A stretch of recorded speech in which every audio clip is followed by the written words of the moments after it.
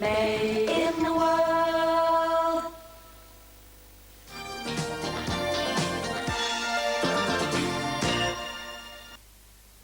Die hoofkarakter in ons volgende fliek, Muriel's Wedding, is 'n skaam oorgewig Australiese meisie wat sukkel om 'n man te kry.